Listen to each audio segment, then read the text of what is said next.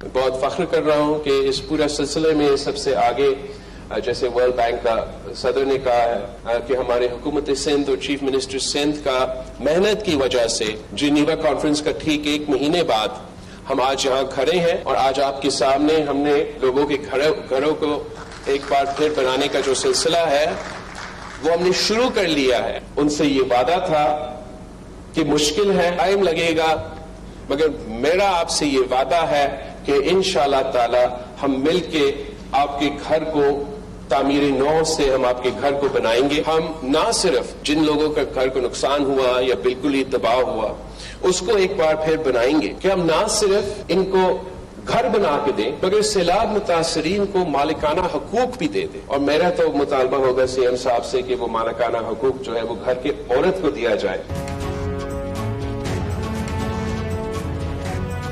PP chairman ऐं परडेही वज़ीर Bilawal Bhutto Zardari board मुतासरनि खे घर ठाहे ॾियण सां गॾु खेनि मालिकाना हक़ बि ॾियण जो ऐलान करे छॾियो।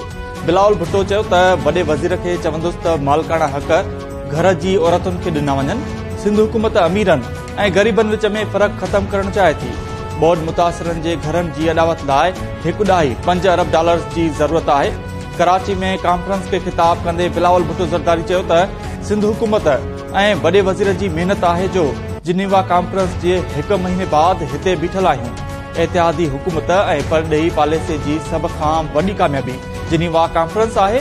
IMF खे चवां थो त बोर्ड खे मुंहुं ॾींदड़ माण्हुनि खे महांगाई में न ॿोड़े।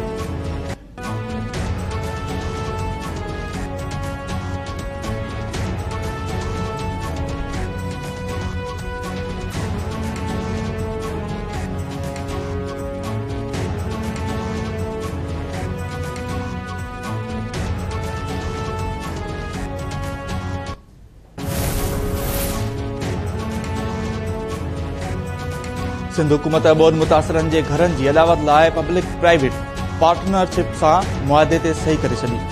पीपी चेयरमैन बिलावल भुट्टो ज़रदारी ऐं वॾे वज़ीर Murad Ali Shah world bank, Asian bank, UND ऐं ॿियनि डोनर्स एजेंसीज़ जी मौजूदगी में मुआदे ते सहियूं कयूं वयूं। बिलावल भुट्टो ज़रदारी बोर्ड मुतासरनि जे घरनि जी अॾावत लाइ फंड्स पिणु जारी कया। कराची में कॉन्फ्रेंस दौरान मुतासरनि जी पहिरीं किस्त वसूली सिधी रीति ॾेखारी वई। वॾे वज़ीर मुराद अली शाह चयो त जारी कयल फंड्स शुरूआती तौर 8 ज़िलनि लाड़काणो, सखड़, दादू, हैदराबाद, ठट्टो, उमरकोट ऐं टंडो लहर लाइ फंड्स जारी कया विया आहिनि। मुतासरनि खे 75,000 रुपयनि जी पहिरीं किस्त जारी थी आहे। सिंध हुकूमत जिनीवा कॉन्फ्रेंस जी रोशनी में बोर्ड मुतासरनि जी नए सिर बहाली जो इरादो रखे थी।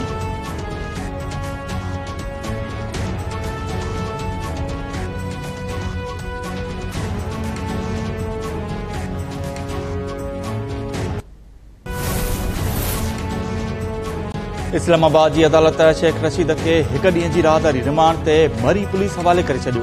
सुभाणे मंझंदि जो लाॻापियल अदालत में पेश करण जो हुकुम। शेख रशीद मीडिया सां ॻाल्हाईंदे चयो त खांइसि का बि जांच न पई थिए, इमरान खान सां गॾु इलेक्शन विढ़ंदुसि।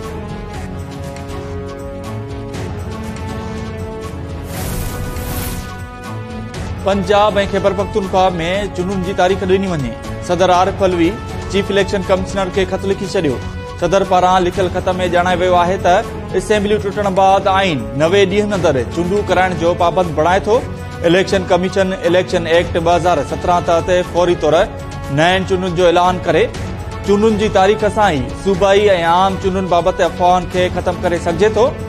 फर्ज़नि जी अदायगी में नाकामी ते इलेक्शन कमीशन खे आइन जी भञकड़ी जो ज़िम्मेवार करार ॾिनो वेंदो।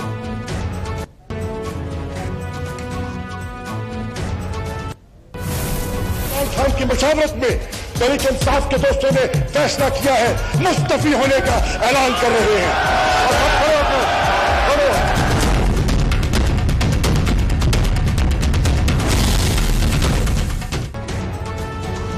लाहौर हाईकोर्ट तहरीक इंसाफ जे 43 MNAs खे डी नोटिफाई करण वारो इलेक्शन कमीशन जो नोटिफिकेशन मुअतल करे छॾियो।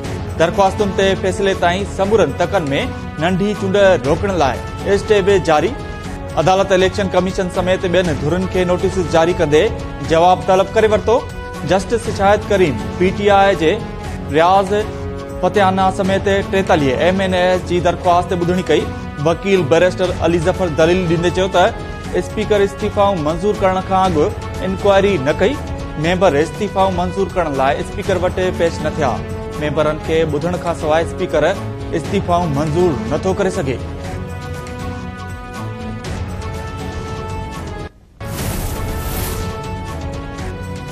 पीटीआई लाहौर हाई कोर्ट जे फैसले बाद क़ौमी असेंबली में अपोजिशन लीडर राजा रियाज़ खे तब्दील करण जो मुतालबो करे छॾियो। असद उमर चयो आहे त अदालत सियासी बुनियादनि ते कयल फैसलो मुअतल करे छॾियो। राजा रियाज़ अपोजिशन लीडर जो कमरो खाली करण जी तयारी करे। फवाद चौधरी जो चवणु आहे त स्पीकर जमहूरियत जो एतिराम करे अपोजिशन लीडर खे तब्दील करण जो नोटिफिकेशन जारी कयो वञे। हर भेरे अदालत वञणु सुठी पार्लियामानी रवायत न आहे।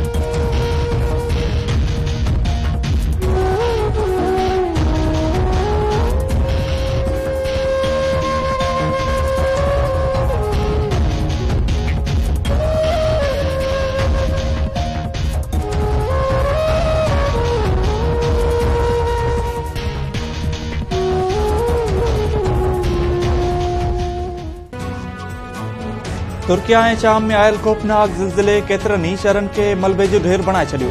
फौतुनि जो अंगु 9,500 खां वधी वियो।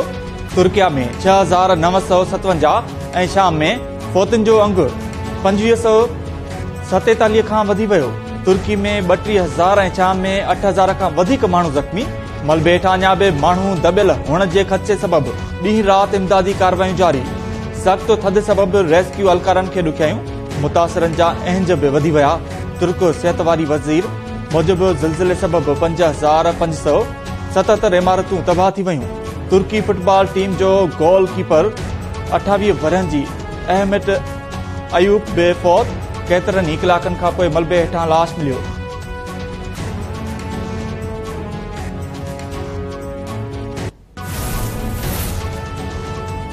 वज़ीर आज़म शहबाज शरीफ़ वफ़ाक़ी काबीना में वाद करे छॾी। वधीक 5 ख़ासि मुआवन काबीना में शामिल।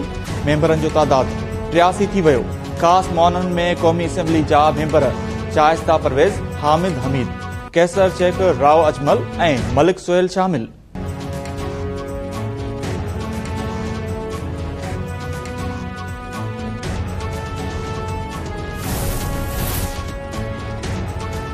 कराची जे इलाइक़े ॻोठ अली मोहम्मद लगारी में ज़िलज़िले ज़हरीली गैस सबबि 18 ॼणनि जी फौत थियण वारे मामले जा मौजको थाणे ते 10 केस दाख़िल। पुलिस मूजिबि अदालती हुकुम ते फौत थियलनि जे वारसनि सां राब्तो करे केस दाख़िल कयो वियो। समूरनि केसनि में फौत थियलनि जे वारसनि खे फरियादी बणायो वियो। केसनि में फैक्ट्री मालिक जवाबदार तौरु नामज़द। नेशनल इंस्टीट्यूट ऑफ हेल्थ क्यामाड़ी प्रोसरार मौत जे रिपोर्ट जारी कंदे चयो त फैक्ट्रियुनि मां नुक़सानकार धुओं ऐं मिटी निकिरंदी आहे, जंहिं सबबि माहौलियाती गदिलाहण पैदा थी रही आहे, जेका ख़तरनाक ऐं मौतमार साबित थी रही आहे।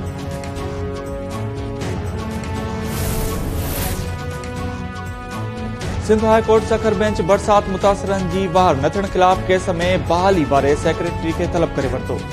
फ्लड एमरजेंसी बहाली प्रोग्राम जे 1 साल जा फंड, इंफ्रास्ट्रक्चर कारकर्दगी ऐं बजट जा तफ़सील तलब। अदालत पुछाणो कयो त वफ़ाक़ जो मुलाज़िम सूबाई खाते जो प्रोजेक्ट डायरेक्टर कीअं थियो आहे, छो न प्रोजेक्ट डायरेक्टर खे गिरफ़्तार करायूं या उहिदे तां हटायूं।